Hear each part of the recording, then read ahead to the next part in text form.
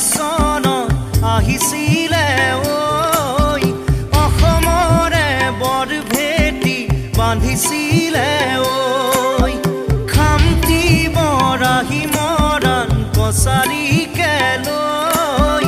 সাঁতোৰা যে কৰিছিলে মৰমেৰে ঐ